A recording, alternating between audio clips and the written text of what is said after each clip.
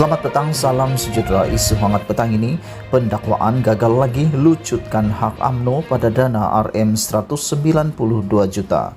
Berita sepenuhnya, UMNO akan tetap mendapat kembalikan RM 192 juta yang dituntutnya selepas pihak pendakwaan gagal dalam permohonan rayuan mereka melucutkan hak ke atas wang yang ada kaitan dengan dana 1MDB itu.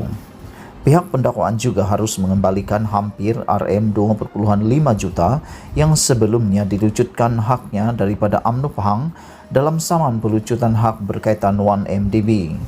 Ketetapan itu dibuat sebulat suara oleh panel 3 hakim Mahkamah Rayuan yang mendengar permohonan rayuan berkaitan dengan saman pelucutan hak pendakwaan dengan UMNO Pahang dan beberapa entiti lain.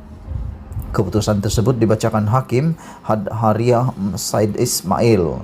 Dua hakim lagi yang mendengar permohonan berkenan ialah Abdul Karim Abdul Jalil dan Abu Bakar Jais. Pada 7 Februari tahun lalu, Mahkamah Tinggi Kuala Lumpur menolak saman kerajaan untuk melucut hak dana bernilai RM 192 juta milik UMNO yang didakwa berkaitan dengan dana 1MDB. Hakim Muhammad Zaini Mazlan memutuskan pihak pendakwaan gagal membuktikan dana itu ada kaitan dengan cek yang dideposit lebih awal oleh Presiden dan mantan Perdana Menteri Najib Razak ketika itu. Keputusan Mahkamah Rayuan hari ini juga berkaitan dengan rayuan UMNO Pahang untuk membatalkan keputusan terdahulu Mahkamah Tinggi yang membenarkan pihak pendakwaan melucutkan hak wang RM 2,4 juta yang didakwa berkaitan dengan 1MDB. Panel hakim juga menolak rayuan pihak dakwaan dalam beberapa kes lain saman melucutkan hak terhadap pelbagai entiti politik dan perniagaan.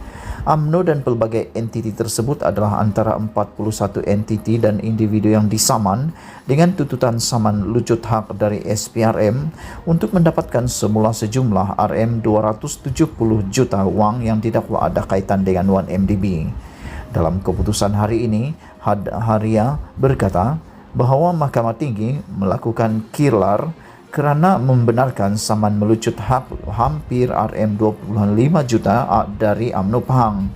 Katanya Mahkamah Tinggi tidak mengindahkan fakta bahawa wang yang diberikan Najib kepada UMNO Pahang itu dibelanjakan sebelum 2018 dan tidak lagi ada, manakala wang yang dirampas kemudian sebaliknya dari sumber lain yang sah. Hadhariyah berkata, Mahkamah Rayuan juga tidak mengganggu keputusan Mahkamah Tinggi sebelumnya yang menolak beberapa tuntutan pelucutan hak terhadap UMNO, Wanita MCA, UMNO Kedah, Perano, Bin Sabi, Habib Jewels, KNZ Enterprise dan Hatta Tax Trading. Dia berkata ini kerana afidavit pendakwaan oleh pegawai penyiasatan gagal membuktikan bahawa dana yang dirampas dari pelbagai entiti pada 2018 adalah hasil aktiviti haram. Tambahnya, afidavit itu hanya mendedahkan wang yang disimpan dan dipindahkan dari akaun Najib dan entiti lain dan itu tidak cukup untuk membuktikan wang yang diterima oleh entiti ini berasal dari aktiviti yang menyalahi undang-undang. Hadhariyah memutuskan walaupun dana yang diterima daripada Najib berasal dari aktiviti yang menyalahi undang-undang, Mahkamah Tinggi memutuskan dengan tepat bahawa pendakwaan tidak boleh melucutkan hak daripada entiti berkenan kerana wang yang diterima antara 2012 dan 2013 telah dibelanjakan dan dana yang dirampas pada tahun 2018 adalah dari sumber sah yang lain. Tidak mungkin wang dalam akaun responden yang dirampas pada 2018 berasal dari cek dari Datuk Seri Najib. Pihak pendakwaan tidak mengenal pasti secara khusus wang yang mana dalam akaun responden dari Datuk Seri Najib, katanya. Pendakwaan diketuai oleh Muhammad Saifuddin Hashim Musaimi, manakala Hariharan Tara Singh, G. Nadaraja, Ben Chan masing-masing mewakili UMNO Kedah dan Wanita MCA. Muhammad Sukri Ahmad Mansur pula bertindak sebagai peguam mewakili UMNO Pahang dan Hatta Tax. KNZ Enterprise dan Perano diwakili T. Vini Nayagam dan Muhammad Khalil Tajuddin dan Ko Guan Huat masing-masing mewakili Bin Sabi dan Habib Jewels. Berita dipetik dari Malaysia Kini.